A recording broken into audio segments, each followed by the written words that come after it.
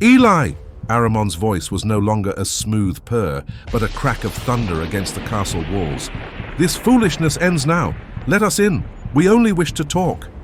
Inside, the snake people huddled, their silver spears and swords shaking in their hands.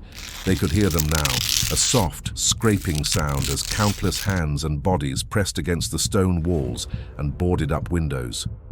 A low, hungry murmur filled the air, a sound like a swarm of locusts.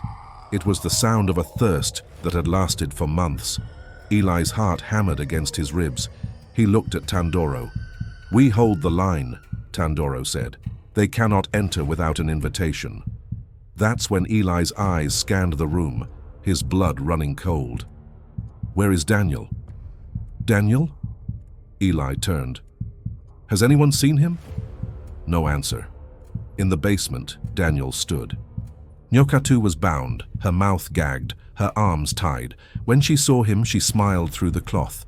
Her eyes were softer now, pleading, tender, beautiful. He crouched in front of her. "Shh," Daniel said, his voice a whisper. He was mesmerized. "If I take this off, will you scream? Will you call for them?" Nyoka'tu shook her head slowly, her eyes promising silence, promising gratitude. It was a lie, and a part of Daniel knew it, but he wanted to believe it so badly. He was playing with fire, and he ached to feel the burn. You are watching the Tales of the Savannah. Subscribe and be part of the tribe. Now let's get back to the story. His hands trembled as he reached out and untied the gag. "Thank you, Daniel," she purred, her voice like dark honey the moment the cloth fell. She stretched her jaw. "I knew you would come for me. You are not like the others. You are a brave man."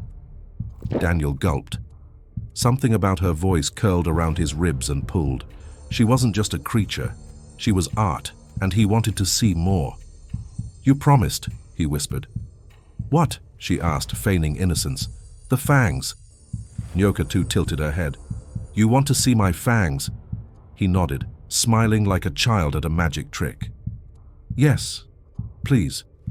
She frowned slightly. "I won't tell anyone," he said, moving closer. Nyoka'tu gave him a slow, smoldering look. She was a creature of her word. Then, with a quiet hiss, her lips parted. Her gums shifted. Long, delicate fangs emerged, white and glistening, sharp enough to tear a throat clean open. Daniel's eyes widened in delight. "Whoa." Nyoka'tu smiled. "Happy now?" He nodded eagerly. She lowered her voice. "Do you want me to bite you?" Daniel stopped breathing. She was close now. Too close. "I could," she whispered. "You wouldn't even feel the pain, only the pleasure." Daniel's mouth opened slightly, caught between desire and dread. She looked into his eyes. "Invite me in," she said. Something shifted in him, as if hypnotized. "Come in." Upstairs, the world exploded. The main door didn't just open. It flew inward as if struck by a giant's fist, splintering off its hinges. The windows shattered, boards snapping as a tide of hungry figures poured into the castle.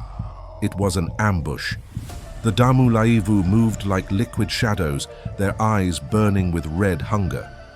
Silver swords and spears clattered to the floor as the snake people were overwhelmed, caught completely by surprise. Eli spun around, his weapon raised, but it was too late. He watched in horror as his people were swiftly overwhelmed. Aramon stepped gracefully over the wreckage of the door, his eyes finding Eli in the chaos. He smiled, a calm, victorious expression on his ageless face. "That," he said, his voice dripping with satisfaction, "took long enough." In the doorway of the basement stairs, Daniel finally appeared, his face pale with dawning horror.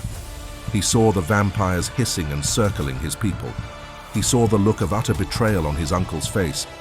He had gotten his wish. He had played with fire, and now everyone was about to burn. The second the door shattered, chaos erupted. The Damu Laivu were a blur of pale skin and sharp teeth, moving faster than the eye could follow. A young snake warrior screamed as two vampires dragged him into the shadows, the sound cut short by a wet, tearing gulp. "Shield wall!" Eli's voice roared over the panic, a raw command born of desperation. "Now! Back to back!" It was an ancient drill, one they practiced for close combat battles. They could not transform into colossal snakes within that cramped hole. The space was small and simply wouldn't allow it. And if they tried, the vampires would tear them apart before the shift was complete. All a vampire needed was one bite, and the rest would take care of itself. So they were forced to fight the old way, hand to hand. Those with shields scrambled, slamming the heavy wood and metal together, forming a tight circle. Those without pressed their backs to their brothers and sisters, spears pointing outward like a lethal, scaled porcupine. But the vampires were everywhere, on the ceiling, the walls sliding between cracks. They were wind and claw, hunger and death. Snake warriors fought bravely, stabbing with silver-tipped spears, swinging blades laced in garlic oil. It worked, but only just. Blood spilled. Screams echoed through stone. The vampires crashed against the formation. It held, but barely. A shield splintered as a vampire punched straight through it, only to be impaled on 3 spears. The snake people fought with the grim knowledge that to break formation was to die. They could hear the awful feasting sounds just beyond their wall, the sounds of their friends being drained. "Tandoro, with me!" Eli yelled. "We have to take the head." Ahriman stood calmly in the center of the carnage, directing his children with slight flicks of his wrist. He saw Eli and Tandoro break from the shield wall and charge him. He smiled, a predator amused by the mice fighting back. He moved like smoke. Eli swung his sword, but Ahriman was already behind him, his cold whisper in Eli's ear. So slow, so weak. Tandoro lunged, his spear aimed true, but Ahriman caught the shaft and snapped it like a twig. Their blades met. Sparks flew. Ahriman smiled. "You fight with grief in your heart," he said. "That makes you weak." Eli answered with a roar and a strike aimed for Ahriman's heart. Missed. Again. Again. Then, a scream. One of Eli's guards, throat torn out. Another, blood against the wall. Eli faltered. They were outmatched. Eli saw a vampire rip into a warrior named Lena, and a red haze of grief and rage filled his vision. He feinted left, and as Ahriman elegantly sidestepped, Tandoro, weaponless, threw himself forward and wrapped his arms around the ancient vampire, pinning his arms for one precious second. "Eli, now!" Tandoro screamed. Ahriman snarled, his face twisting into something monstrous. He began to tear free, but that second was all Eli needed. He didn't swing his sword. He dropped it, lunged forward, and wrapped his hands around the silver dagger he kept at his belt, a ceremonial piece never meant for real combat. With a final, desperate cry, he drove the silver blade deep into Ahriman's chest, aiming for where a heart should be. Ahriman froze. A choked, gurgling sound escaped his lips. His dark eyes widened in shock, then slowly dimmed. He looked at Eli, not with hatred, but with a kind of weary surprise. Then he crumbled to the floor, turning to dust that scattered across the blood-stained stones. A wave of disoriented cries rose from the remaining vampires. Their movements became clumsy, uncoordinated. The hive mind was broken. "Forward!" Eli bellowed, his voice cracking. "Push them out!" The snake people, fueled by a surge of hope and vengeance, broke their wall and charged, driving the confused vampires toward the shattered windows and doors. And then, the first ray of dawn broke over the horizon. It started as a faint pink light through a broken window. A vampire who was mid-leap caught the beam directly. He didn't just burn. He combusted, erupting into a shrieking pillar of flame that turned to ash in seconds. Panic seized the Damu Laivu. They scrambled for the shadows, but the sun was unforgiving. One by one, they ignited, their terrible screams filling the morning air until, finally, there was silence. The great hall was a charnel house. Eli stood amidst the bodies of his people, his breath coming in ragged sobs. They had won, but the cost was a horror he would carry forever. He walked slowly to the basement, each step heavy. He unbolted the door and stepped inside. The basement was quiet now, soaked in sorrow. Nyoka'tu was chained, her body slumped forward, tears streaking down her face. Her lips trembled, her eyes far away, not just from Eli, but from this world. In her mind, she could feel them. One by one, the lifelines of her people vanishing, the cries, the silence. Her sister's final scream had pierced her soul like a dagger. Then Ahriman, her leader, her father, her God's voice on earth, gone. Just like that. She felt hollow, alone. Lilith, the ancient mother, was weeping in the shadows of her heart. The great bloodline was no more. The Damu Laivu were finished. Then the door creaked open. She looked up slowly. Eli. His face was carved with sorrow, but his eyes were firm. He stepped inside without a word. She swallowed the lump in her throat. Did anyone survive? He paused, then shook his head. No, they're all gone. Something inside her broke. Her head dropped, and she sobbed. Deep, guttural sobs that shook her bones. All those centuries, all that history, all those voices. Silenced. Eli stood there quietly. Then he walked toward the boarded window. He raised his hand, touched the wood. No, she said, her voice cracking. Please, Eli, don't, please. He turned to her. Forgive me, she whispered. I didn't want this. I loved you. From the first moment I saw you, I loved you, Eli. Tears filled his eyes. And I loved you too, he said. Truly I did, but not in this life. She shook her head, begging. Maybe in the next, he said softly. Maybe then, it will be different. He turned away. No, she screamed. Please, Eli. He pulled away one board. The light started to flood in. She thrashed. She screamed in agony. Her skin began to burn. Another board. Please. And then, the sun touched her. A blinding flash. Her body arched back violently as fire swallowed her whole. A cry of anguish filled the chamber, and then there was silence. Ashes fell to the floor like black snow.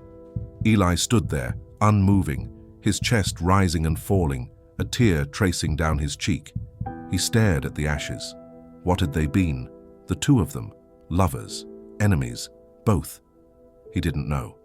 He sat down beside the pile, hands trembling, heart tired. And for a moment, he just sat in the silence, alone with what was left of her. The battle was over, but there was no joy in his victory, only memory, only cost. Vusi lay on a mat, his body drenched in a cold sweat, writhing as if trying to escape his own skin.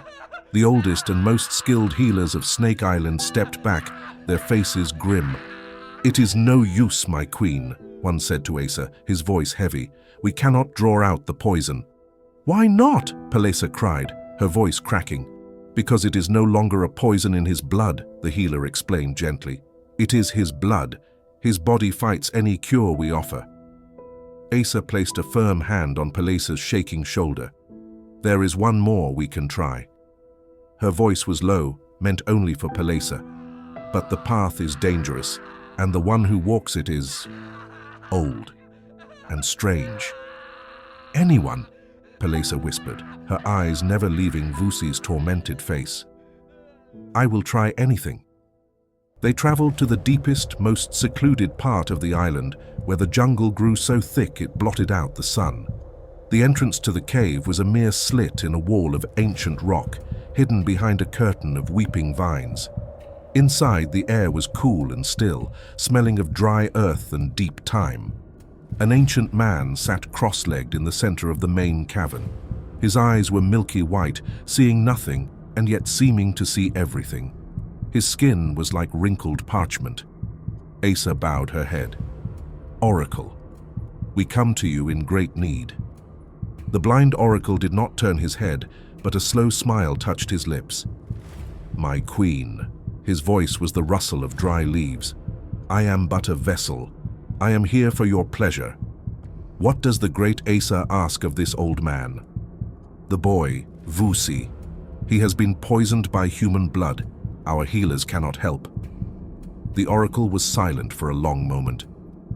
To cure a sickness of the body is one thing, he murmured. To cure a sickness of the gods, that is another. I will speak to the goddess on his behalf. Bring the boy. Vusi now lay before the oracle. The old man placed a bony hand on Vusi's chest, flinching slightly at the chaotic energy he felt there. I must warn you, the oracle said, his blind eyes seeming to see straight through them. The boy did not simply consume the blood of a human, it was the blood of a healer, and the gods do not look kindly upon such a sin. The first snake, Mambo, also drank healer blood, and the madness took him. His voice lowered, heavy with sorrow. When our kind consumes healer blood, the madness is usually final. There is no return. He paused, as though listening to voices only he could hear. Still, I will try. I will call his spirit back from the edge and plead with the goddess for a cleansing. But I cannot promise that the boy who returns will be the boy you knew. This battle will change him. He may be more, or he may be less. Do it, Palesa said, her voice firm despite the tears streaming down her face. I would rather have a changed son than a dead one. The oracle nodded. Then leave us. This is a path he and I must walk alone. Asa had to gently pull a sobbing Palesa from the cave. They waited outside as the sun climbed, then began to fall. The jungle was silent, holding its breath. Occasionally, a low guttural roar would echo from the cave, a sound that was both Vusi's and not his. Then, they would hear the high, clear, chanting voice of the oracle, a fragile thread of light fighting against the darkness. The struggle lasted through the night. As the first light of dawn tinged the sky, the sounds from the cave ceased. The silence was more terrifying than the noise had been. Palesa and Asa rushed inside. The oracle lay collapsed on the stone floor, his chest rising and falling in shallow, ragged breaths. He was drained, his ancient power spent, and standing over him was Vusi. He was on his feet, his body steady. The madness was gone from his eyes, but what was left was not the young man they remembered. His gaze was ancient, heavy. The green of his irises seemed deeper, flecked with gold, like sunlight filtering through a deep, still pond. When he turned to look at them, the air itself seemed to grow still. "Mother," he said. His voice was calm, resonant. It was Vusi's voice, but it carried the echo of the cave, of the battle, of the oracle's power. Palesa gasped, her hand flying to her mouth. She saw her son, but she also saw a stranger. He was healed, but the oracle's warning rang in her ears. He may be more, or he may be less. He was saved, but the Vusi she had known was gone. Zorro sat alone at the rough wooden table, pushing a piece of bread around his plate. He hadn't slept. Every time he closed his eyes, he saw Nala's secret smile, and it felt like a knife in his gut. He felt drained, hollowed out by his own confession and the tangled mess of it all. Just then, Tendai rushed past, heading for the door. "Tendai!" Zorro's voice was a low growl, sharp with frustration. "Come here!" Tendai skidded to a halt, his eyes wide. "What is it, grandfather?" "I need to meet with Cabo. He summoned me." "You little shit," Zorro said through his teeth. Tendai blinked. "What? What did you tell your grandmother?" "Wait, what?" "About Mamiwata. What did you say to Nala? How did she know about the night I spent with her?" "I didn't tell her anything, I promise." Zorro narrowed his eyes. "She said you told her everything." Tendai shook his head. "She tricked you, grandfather, I swear. I didn't say anything." The truth hit Zorro like a physical blow. He had been tricked. Nala had bluffed, and he, in his panic and guilt, had confessed everything. He didn't know whether to laugh at his own foolishness or to slap himself. He just stood there, deflated. I have to go, Tendai said softly. Is there anything else? No, Zoro muttered, sinking back into his chair. You can go. Tendai rushed off, leaving Zoro alone, thinking. Tendai knocked on Kabo's door, his heart still pounding from the strange encounter with his grandfather. Come in. Kabo's voice was heavy. Kabo was standing, not sitting, his arms crossed over his broad chest. His face was a thundercloud.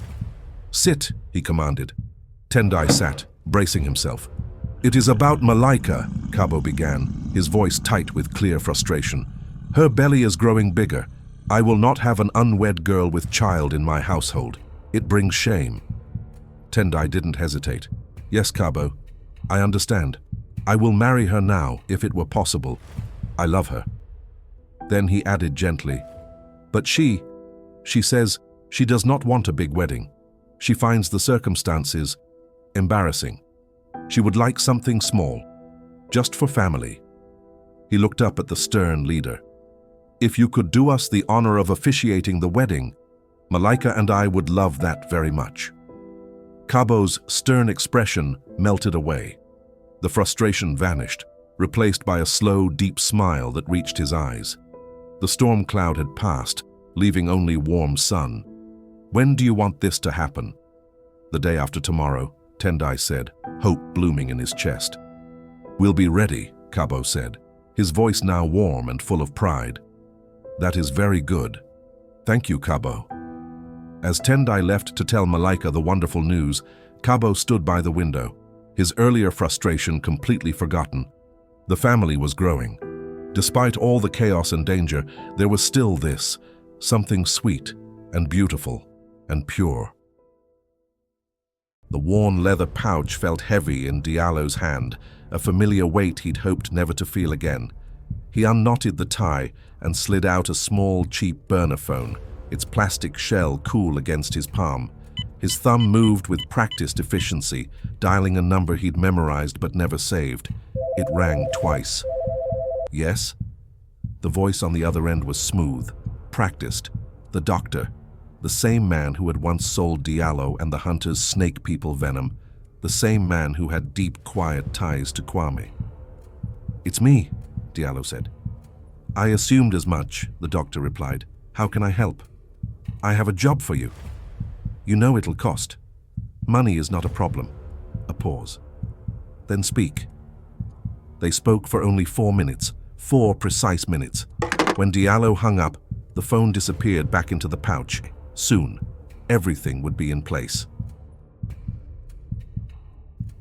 The next day, Nandi stood in front of her vanity preparing. Diallo's earlier call had been brief. We leave at 6 p.m. Everything will be prepared. She was combing her hair when the door opened after only one knock. Tatenda leaned against the frame, his expression a blend of curiosity and suspicion. Mother, just the person I wanted to see. I don't have time, Tatenda. She didn't look at him, instead focusing on selecting a pair of earrings from her jewelry box. Then I'll make it quick, he said, stepping inside and closing the door. It's about Malia. Why was she here the other day? Nandi's hand hovered over a pearl stud. Oh, you know Malia. She's been your friend since childhood. I thought it was a nice gesture for her to be here. Her tone was light. Too light. Like froth on a dark brew. Mother, I know you. Tatenda's voice was low, serious. You're planning something. It's like you're pushing me towards her. I mean, she's a good girl. We cannot deny that. Nandi finally met his eyes, a practiced, innocent smile on her lips. You should settle down, my love. Think of the bigger picture. It would be good for the youth to see you, the son of Jengo, building a foundation. It inspires stability. Tatenda let out a short, disbelieving laugh. So you want me to marry the daughter of a maid? He let the question hang, sharp and brutal. You, mother. The woman who won't drink water from a glass unless it's crystal. The woman who lectures on bloodlines and legacy. Who's obsessed with opulence and status? You want me to marry the daughter of a maid? Nandi's smile tightened at the edges. I've never been obsessed with any of that. I am obsessed with what is right for our family's future." The lie was smooth, but Tendai wasn't buying it. He looked at her suspiciously, his mind racing. Had his mother truly changed? Was this the beacon of their hopes, or was she maneuvering him like a piece on a chessboard? "So, you're saying I should marry her?" he pressed, his eyes narrowing. "I didn't say that," she deflected, turning back to the mirror. "But I also say she is not a bad girl. It wouldn't harm you. We've known her all her life. If you ask me, I think it would be a practical match." "Why are you doing this?" The banter was gone, replaced by pure, undiluted seriousness. "I worry about you, my darling. Truly I do. What happens at that spaceship of yours? You're out there at night, with God knows who." She reached for his hand, fingers lingering, her touch soft but calculated, concern carefully worn like a mask. "A mother worries, darling. That is what we do." Her voice lowered, almost trembling. "Some nights I cannot sleep, thinking about your future. Whether you will ever marry, ever settle. It troubles my heart to imagine you wasting your nights away with strange women, drifting further from the life you should have." She sighed softly. "Can you really blame me for worrying? In fact, I've already invited her for another Sunday dinner." "You see what you're doing?" he challenged, a flicker of anger in his voice. "What am I doing?" she asked, her smile returning, serene and infuriating. "Anyway, I heard you said some terrible things to her at the last one, and I'm glad to hear you're also taking her out today. You see, we're both guilty of loving this girl." "I didn't say I loved her," Tendai snapped. "How do you know I'm taking her out anyway?" "Mothers know everything," Nandi said, her voice softening with a finality that felt like a trap closing. She swept past him, kissing him lightly on the cheek. "I have to go, darling. Think about everything we talked about, okay?" And she was gone, leaving Tendai alone in her opulent room, the scent of her perfume lingering like a secret. He stared at the closed door, the pieces clicking into a picture he didn't like. His mother, the master strategist, never did anything on a whim. Her sudden, passionate advocacy for a maid's daughter could only mean one thing. Malia was not the point. Malia was a shield, and whatever his mother was truly protecting was a secret so dangerous, she was willing to rewrite her own principles to keep it safe. The earth was cold, damp, and it clung to his skin. Samuel gasped awake, coughing dirt from his throat. His ears were ringing, and his head throbbed from whatever had knocked him out. Dazed, he looked up and saw shadows moving above him, figures in ceremonial hunter robes. One of them was reading. The other was staring straight at him. "Nandi." Her voice cut through the haze like a blade. "Good of you to join us, Samuel. You wouldn't want to miss your own funeral." He blinked, confused, until he felt the tightness around his chest, the narrowness of space. He was in a hole, a deep one, a grave. Another figure stood beside her, silent and imposing. Diallo. His eyes were hard. He was holding a sacred hunter's prayer book, reciting words in the ancient tongue, words Samuel had heard only once before. He knew what this was. He began to panic. "Nandi, please, what is this?" "This," she said calmly, "is what happens when you lay hands on my daughter." He tried to sit up, but the grave walls kept him bound. "Please, listen to me. I've done enough listening," she snapped. "Listen to Nala cry herself to sleep. Listen to her make excuses. I believed her lies until I saw the bruise. And then I saw the truth." Diallo continued chanting, his voice low and deadly. Samuel's voice cracked. "Nandi, please, get me out of here. Let me talk to you. I'm sorry. I didn't mean to hurt her. It was a mistake. I lost control." "No, Samuel," she said, her tone sharp with finality. "You don't get to apologize with your mouth while your hands do something else. You don't get to hide behind regret." Diallo stepped forward then, his face hard. "You hurt one of ours. You thought there would be no consequence." Samuel turned to him, sobbing. "Please, Diallo, I was jealous. She went into enemy territory for Kwame. I waited for her all these years. I thought we had something, but she only came back to me to shut me down from the rebellion, like I was a project. I didn't know how to handle it. I was angry. I was wrong." Nandi knelt beside the edge of the grave. "You were supposed to protect her, but instead you broke her. So now we will bury you." Diallo closed his book. The ritual was done. There would be no cremation, no sacred fire. Your soul will not reunite with the goddess. You will be the first lost hunter, left out here without a home, without a ceremony, without being given back to the fire. You will be cold, just as you deserve. You will be nothing. You'll just disappear. "No, no, please," Samuel sobbed, his voice raw and cracked. "Don't do this to me. Don't bury me. Please, I swear I'll never touch her again. I'll vanish. I'll do anything." Nandi's face didn't move. She picked up the shovel. The first heap of dirt hit him like thunder. He screamed, "No, Nandi, please, I'm begging you."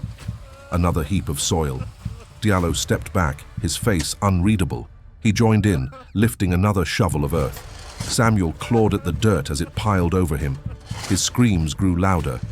"Please, please, I can't breathe." Nandi's face was a mask. She shoveled more and more. The screaming didn't stop, until it did. The forest returned to silence. Only the sound of wind and rustling leaves remained. Nandi wiped her hands. Diallo looked at her. Neither of them said anything. They turned, robes billowing behind them, and disappeared into the trees. Brother and sister exchanged quiet smiles. It felt good, satisfying even, to be back in control of the situation. "Shh, shh, tribe. Let me speak to you real quick. You see this man here? He has been shouting, whispering, crying, summoning ancestors and arguing with snakes, mermaids and hunters for a whole year. His throat is no longer a throat. It is dry sand, desert, Sahara Pro Max. If your heart is feeling generous, even just a small cool drink money, please send a super thanks for our exhausted storyteller, so he can also know peace, so he can also taste joy, so he can also smell the door of a tavern. Maybe he can even enjoy the comforting thighs of a kind woman. Papa Pele, you are going off script now. Forgive me, tribe leader. Savanians, I get carried away when I imagine this man finally experiencing joy. My apologies. Let me behave. Is that too much to ask, tribe? Because how can stories continue when the narrator's head is full of sand, Have mercy. All right, I am done. I have a small meeting to attend at the church. How does this boat even work, tribe leader? I need to go. You know I don't do water. If I die, tribe leader, my blood is in your hands. Calm down, Papa Pele. Calm down. And to those who do celebrate the Christmas festivities and the holiday season, may joy find you wherever you are. Happy holidays to you from the savannah, all the way to your home, your heart, and your corner of the world. May your days be warm, your nights peaceful, and your spirit full, until the next tale, my Savanians.